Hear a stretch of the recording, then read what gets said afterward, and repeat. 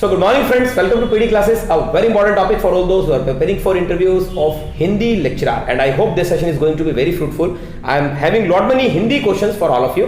So madam, are you comfortable? Yes sir. Okay. तो सबसे पहले तो चाहेंगे मैडम आपके बारे में थोड़ा सा जानना, सरिता प्लीज अपने बारे में कुछ बताइए हमें. Sir, myself, I am Sarita, and I am very similar to my name as I am a confident girl and love challenges. Very good. And I belongs to Delhi, which is famous for its monuments. Very good. तो मैं आज बहुत से questions Hindi के लेकर आया हूँ आपसे, और ऑलरेडी आप हिंदी इंग्लिश दोनों में एक्सपर्ट हो, ये एक अच्छा साइन है एक टीचर के लिए. हाँ जी सर, मैं दोनों के साथ कंफर्टेबल हूँ. श्योर. हाँ जी सर. ठीक है, तो हमें सबसे पहले आप ये बताइए कि एक अच्छे टीचर में गुण क्या होते हैं, और हम चाहेंगे आप इसे हमें हिंदी में इलैबोरेट करें. सर, एक अच्छा जो टीचर है उनको सबसे पहले उन्हें अपने सब्जेक्ट पे अच्छी पकड़ होनी चाहिए. राइट. बच्चों के मनोविज्ञान को अच्छे से समझ पाएँ वो, और बच्चों के साथ जो उनका एक रिलेशन बनता है वो एक फ्रेंडली रिलेशन होना चाहिए. और एक अच्छा टीचर जो है उनका कार्य कभी भी बच्चों को होमवर्क देना या सिर्फ पढ़ाने तक ही सीमित नहीं होता है. उन्हें पढ़ाने के साथ साथ हमारे समाज को, हमारे नेशन को एक अच्छा सिटीज़न देना होता है. Very good. और एक सबसे इम्पॉर्टेंट चीज़ जो मुझे लगती है वो यह है कि सर, बच्चों में पढ़ाई के साथ साथ मॉरल वैल्यूज़ को डालना भी एक अच्छे टीचर का कार्य होता है. ओके. अब मैं बहुत नए क्वेश्चंस आज लेकर आया हूँ मैडम आपके लिए, सो आप रेडी हैं? हाँ जी सर. सो चित्रलेखा के लेखक सबसे पहले बताइए. सर, चित्रलेखा के जो लेखक है वो है भगवती चरण वर्मा. ओके. और हिंदी साहित्य के इतिहास को कितने भागों में विभाजित किया गया? सर, हिंदी साहित्य के इतिहास को 4 भागों में बांटा गया है. नाम बताइए प्लीज. सर, आदिकाल, भक्तिकाल, आदिकाल कब से कब तक था मैडम? सर, 1050 से 1375 तक था. राइट. भक्तिकाल 1375 से 1700 तक था. Very right. रीतिकाल 1700 से 1900 तक, और आधुनिक काल 1900 से अब तक माना जाता है. वेरी. रीतिकाल के कवियों को कितने भागों में विभाजित किया गया? सर, रीतिकाल के जो कवि हैं उन्हें 3 भागों में विभाजित किया गया है: रीतिबद्ध, रीतिमुक्त और रीतिसिद्ध. ओके. विशेषण कितने प्रकार के होते हैं? सर, विशेषण जो है वो 4 प्रकार के होते हैं: गुणवाचक विशेषण, संख्यावाचक विशेषण, परिमाणवाचक विशेषण और सार्वनामिक विशेषण. ओके. थोड़ा सा इलैबोरेट करें इसे. सर, विशेषण मतलब किसी भी संख्या या सर्वनाम की विशेषता जो बताते हैं उन शब्दों को हम विशेषण कहते हैं. ओके. जैसे राम एक अच्छा लड़का है, तो यहाँ पे राम की विशेषता, एक अच्छा शब्द राम की विशेषता बता रहा है ना. किसी का रंग बताना, रंग रूप बताना, आकार प्रकार बताना, ये सारे गुणवाचक विशेषण होते हैं. तो किसी भी संख्या की विशेषता को बताना विशेषण कहलाता है. सिद्धों की संख्या कितनी है? सर, सिद्धों की संख्या मानी गई है 84. ओके. और हिंदी का प्रथम महाकाव्य बताइए. सर, हिंदी का प्रथम महाकाव्य पृथ्वीराज रासो. Very good. सर्वनाम किसे कहते हैं मैडम? सर, सर्वनाम कहते हैं जो संख्या के शब्द स्थान पर जिन्हें प्रयोग किया जाता है उन शब्दों को सर्वनाम कहा जाता है. जैसे यह, वह, वे इत्यादि. ओके. आपको कितने साल का एक्सपीरियंस है मैडम? सर, मुझे 4 साल का एक्सपीरियंस है दिल्ली में. दिल्ली में इंडियन कॉन्वेंट स्कूल में मैं पढ़ाती थी. ओके.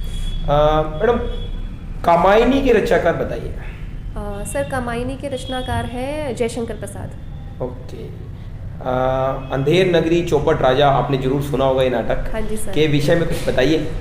सर, अंधेर नगरी चौपट राजा भारतेंदु हरिश्चंद्र जी द्वारा रचित है, जिसमें उन्होंने दर्शाया गया है, बताया है, जैसा कि नाम से आप समझ पा रहे हो, अंधेर नगरी चौपट राजा, यानी कि जब जहाँ का राजा चौपट होगा वहाँ वो नगरी भी अंधेरी होगी. राइट. है ना. तो इसमें एक राजा है जो वो अपनी प्रजा पे बिल्कुल भी ध्यान नहीं देता है, आराम से ऐश करता है और अपनी मस्ती में रहता है. तो उसी प्रकार से उसकी प्रजा है, तो उसका भुगताना, उसका हर्जाना भी एंड में राजा को ही भुगतना पड़ता है. कि जो भी चीज़ है वो फाइनली जो राजा है वही फेस कर रहा है, कि अच्छा होगा बुरा होगा वही फेस करेगा. ओके.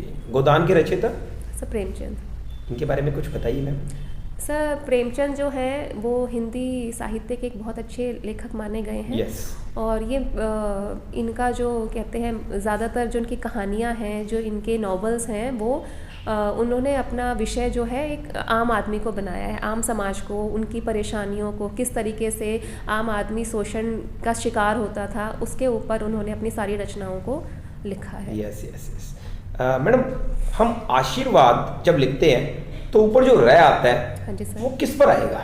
सर, वा पे आता है. श्योर. हाँ जी सर. Very good. उज्ज्वल कैसे लिखते हैं? सर, आधा जा 2 बार वाला. Very good. बहुत लोग आधा जय और फिर पूरा जय लिख देते हैं. हाँ जी, कंफ्यूजन हो जाती है. Yes yes. भक्ति काल का समय बताइए. सर, भक्ति काल का समय है 1375 से 1700 तक का. ओके। और रामचंद्र शुक्ल के सर्वप्रथम कवि किसे माना गया? सर रामचंद्र शुक्ल जी ने सर्वप्रथम कवि सरहपा को माना है। ओके मैडम, आपके प्रिय कवि या लेखक कोई? सर प्रेमचंद है। प्रेमचंद जी हाँ हैं? जी सर। ओके, क्या चीज़ उनकी आपको अच्छी लगी, क्यों अच्छे लगे वो आपको? सर एक तो वो बहुत सिंपल से ही कवि थे, जो उनकी कहानियाँ हैं उसमें वो उन्होंने अपने जीवन काल को ही पूरा अपनी कहानी और अपने उपन्यासों में डाला है, जो उन्होंने अपने लाइफ टाइम फेस किया है, जो समाज को उन्होंने अपने समय काल में देखा है, उसका ही विश्लेषण उन्होंने अपने कहानियों में किया है, जो कि हमें समझने में बहुत ईजी रहता है और हम उस समय की परिस्थितियों को आज की समय से अगर कोऑर्डिनेट करते हैं तो हम जान पाते हैं कि उस समय जो शोषक वर्ग था उसका कितना बोलबाला रहता था। मैडम अगर हम आपको सिलेक्ट करते तो आपका योगदान क्या रहेगा टीचिंग पर्टिकुलर प्रोफेशन में? क्या योगदान रहेगा आपकी तरफ से? सर मैं अपनी साइड से पूरी कोशिश करूंगी, जैसे मैं क्या अच्छा कर सकती हूँ स्कूल के लिए, है ना।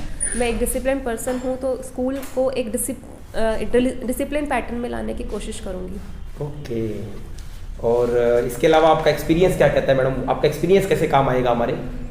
सर जो मेरा एक्सपीरियंस है, मुझे 4 इयर्स का एक्सपीरियंस है, तो उसमें मैंने जो जो चीज़ें सीखी हैं, जो जो नई एक्टिविटीज़ मैंने वहाँ बच्चों को कराई हैं, वो मुझे होपफुली किस तरीके से वीक स्टूडेंट्स को हैंडल करना है, किस तरीके से नोटोरियस स्टूडेंट्स जो क्लास में शैतान बच्चे होते हैं उनको हैंडल करना है, तो उन्हें हैंडल करने में बहुत हेल्पफुल रहेगा। पीडी क्लासेस पे आपको कैसा लगा? सर पीडी क्लासेस में मुझे बहुत अच्छा लग रहा है। ओके, आपको लगता है मैडम 7 डेज में really there is a change in our personality, हमारे अंदर चेंज आता है? हाँ जी सर, काफ़ी हद तक, क्या 99% चेंज आता है। ओके।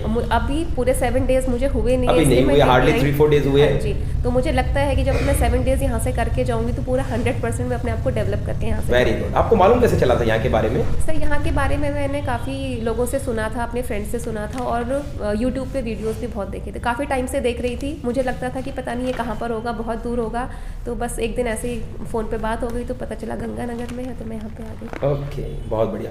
मैडम आपने ऑलरेडी एक स्कूल में काम किया है, तो अब आप ऑलरेडी एक स्कूल में एंटर हो रहे हैं, तो कुछ एक्सपेक्टेशंस होगी आपकी स्कूल से कि मुझे स्कूल इस तरीके का कार्य दें, किस तरीके का ना दें, ऐसा कुछ?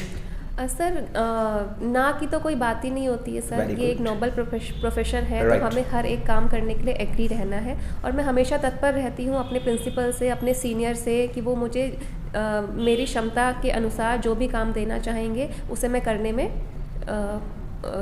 अपने आप को सफल बनाने की कोशिश करूँ। वेरी गुड, बहुत बढ़िया। मैडम मान लीजिए हम आपको सिलेक्ट करते हैं, मगर आप जानते हैं कि कभी कभी व्यक्ति का सिलेक्शन नहीं भी होता, तो उससे आप निराश तो नहीं होंगे? नहीं सर, बिल्कुल। तो आप क्या फील करेंगे अगर आपका नहीं होता है तो? सर मुझे और थोड़ी मेहनत की ज़रूरत है, मैं और मेहनत करूंगी और मैं फिर दोबारा से उस चीज़ के लिए अप्लाई करूंगी। Very good. आने वाले 5 सालों में अपने आप को कहाँ देखना चाहती हो? सर मैं एक I want to be a successful pedagogue, तो उसके लिए ही मैं अपने आप को तैयार कर रही हूँ और अपने आप को उसी पोजीशन पे देखना चाहती हूँ, एक सक्सेसफुल गाइड बन जाऊँ, एक सक्सेसफुल फिलोसफर बन जाऊँ, कह सकते हैं। ओके। आपने जो टीचिंग करा था वो अनमेरिड टाइम में किया था? सर बिफोर मैरिज भी किया था, आफ्टर मैरिज भी किया था। ओके।